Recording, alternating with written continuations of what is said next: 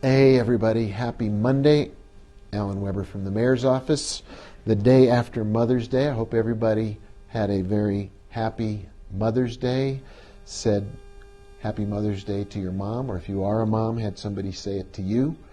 And let's continue to be nice to each other. I'm wearing my new stretchy mask. So you can pull it down like that, and it works. We have on the way 14,400 of these.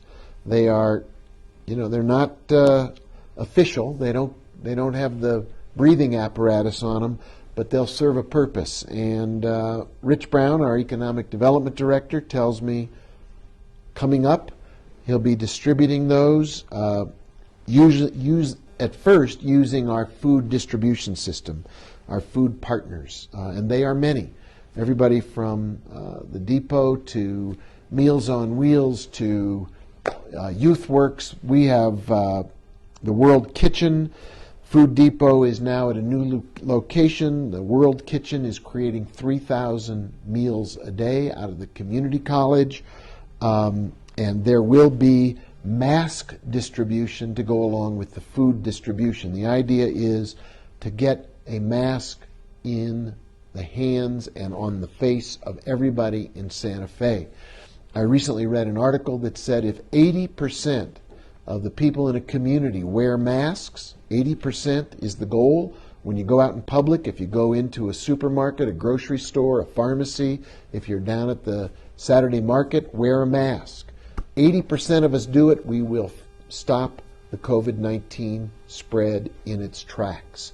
So wear a mask yourself, have one for the other members of your family.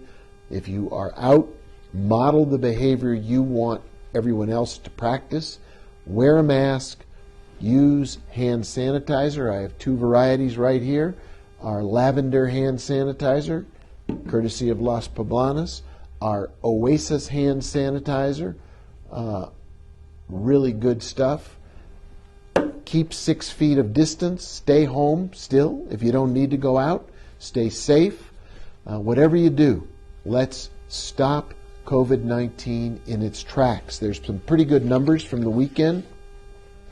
Santa Fe County continues to do an outstanding job. All of us, all of you, everyone together. Over the weekend, we had one new case in our county. Statewide, it's continuing to have hotspots, particularly in the northwest corner of the state. We continue to see our friends in the Native American community paying a very heavy price. I was talking to one of my friends over the weekend, a Hopi, who was telling me that 50% of the fatalities from COVID-19 in New Mexico are among the Navajo Nation and Pueblo communities. Our thoughts go to that community in particular. They need help, they need medical care, they need our support. So let's all do what we can to take care of each other. Remember, wearing a mask not only protects you, it protects others from you. It's how we keep each other safe. So wear a mask, use hand sanitizer, wash hands frequently, sneeze or cough into the crook of your arm, keep a 6-foot distance. Be aware that this is a life or death issue, but it's also a matter of how we reopen our economy. When we crack the back of COVID-19, we open the door to our economy and to our jobs and to the city and our community getting back to work. Speaking of good things happening in Santa Fe, a great big shout out to our friends at Creative Santa Fe. Friday night was their opening salvo for Virtual Lemonade. I don't know if you watched it, I did, along with something like 4,000 other folks. It got written up in Rolling Stone magazine. They raised in their first salvo on Friday night, let's see, $39,500. $39,500. They've got $10,500 to go toward their goal. There'll be another show this coming Friday night. It'll be some new talent, some new acts, some new interviews. Be sure to tune in. Friday night, this coming Friday night, unless I'm mistaken, it starts at 7. I'll update that as the week goes on. Great acts, great opportunities to pitch in, make a contribution. Some of the folks coming up, new performances. This coming Friday night by Joe West, David Berkeley, New Mexico United soccer team will make an appearance. I don't know if they'll actually juggle a soccer ball or what their skill on camera will be, but it's for a good cause. So Friday night, Virtual Lemonade, Act 2. Be sure to tune in. Also coming up Tuesday, Meet the Developer tomorrow, May the 12th, 5 to 7 on the city's YouTube channel. You can ask questions of the Midtown partner. The work now begins to actually develop a plan for Midtown. We have a partner, but we don't have a plan. So starting now, there'll be virtual town hall meetings, there'll be Meet the Developer meetings, and the opportunity will be there for you to ask questions of our partner. If you want to ask a question, info@midtowndistrictsantafe.com. Send in a question. We started the Q&A when the council voted to adopt the recommendation, the unanimous recommendation of the committee that evaluated the proposals. Now those questions will continue. There'll be more opportunities to add to them, to check in with the developer on issues like housing, how much, what kind, what rental levels, what purchase levels, what are we going to do for higher ed on the campus, what's the plan for Garson Studios, for digital entertainment going forward, what are we going to do about sustainability and building sustainability into the development of the campus. How do we safeguard the abutting and adjacent neighborhoods so we don't inflict pain on them? How do we build home ownership in those neighborhoods? All of those are questions that you can ask. You can listen to the developer and city staff give you answers as we move from the process of picking a partner to the next really significant step, a year-long effort to build a development plan, a master plan for what actually goes on the campus, where it goes, what it looks like, how we build it into the fabric of our community. So Tuesday night, the first of many of these Meet the Developer opportunities. Tuesday night, 5 to 7, a 2-hour period of time on the city's YouTube channel. I mentioned the mask distribution. I mentioned the food that's going out, 3,000 meals coming out of the World Kitchen on the community college campus. Food Depot, again, doing a great job over the weekend. There's a lot of talk in the papers and around the country about the disruption of the food chain and people getting the meals they need.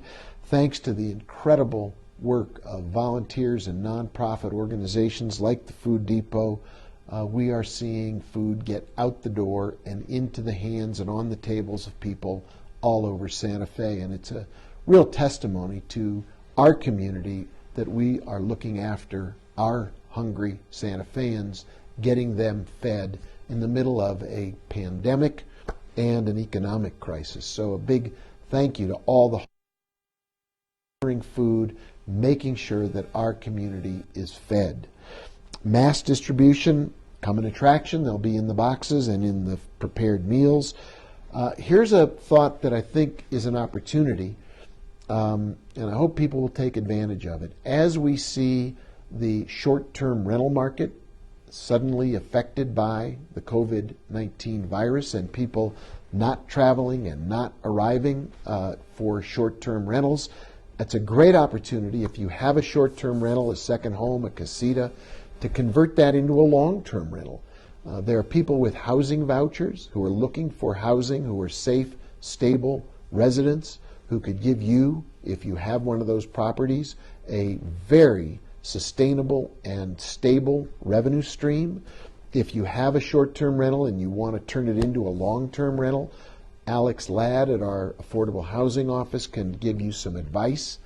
There is a market now waiting to be served with affordable housing in Santa Fe, and sometimes a crisis presents an opportunity. This is an opportunity for housing people who have vouchers, who have needs, who have the search for affordable or working priced housing. Take your rental, turn it into a long-term rental, add to the stability of our community. Take that opportunity from this crisis and give somebody an affordable house. That about wraps it up for today. Thank you for watching. I hope you are staying safe. I hope you are keeping your family safe and everyone in our community safe. If you have the opportunity to buy local, it's important right now as our stores, our mom and pop economy continues to deal with being shut down by the COVID-19 crisis. Remember that many of these shops and stores are beginning to open to curbside delivery or to phone-in orders. If it's a restaurant, grab and go. We really need to support our local merchants. They are so critical to our economy. Some of them have gotten loans from the federal government, but that money is not there for the long run. That's meant as an emergency financial support. It's a lifesaver, but it's not a permanent way of keeping our local businesses alive and well. So pick some of your favorite restaurants, pick some of your favorite shops or stores if they're available for curbside delivery. Don't go to the web. Don't go to the big Amazons and others. Go local. Shop local. Keep your money local. Support those merchants. Support those workers. Help keep our city safe and strong. We can have both. So until I see you tomorrow with an update on today's COVID-19 numbers, please do this for all of us. Wear a mask when you go out. Wear a mask if you go into a supermarket, a pharmacy. If you're attending to business that you need to do, put on a mask. Get a mask any way you can. You can make a bandana, whatever face covering you can use. Masks will keep us safe. Hand sanitizer will keep us safe. Keeping social distancing makes us all safe. Practice this code of good behavior. It'll get us to a better place where we're safe and strong, where we're able to keep ourselves healthy and our economy to rebound. I'll see you tomorrow. Please remember, stay safe, stay healthy. To the best of your ability, please, please stay home. See you tomorrow. Take care.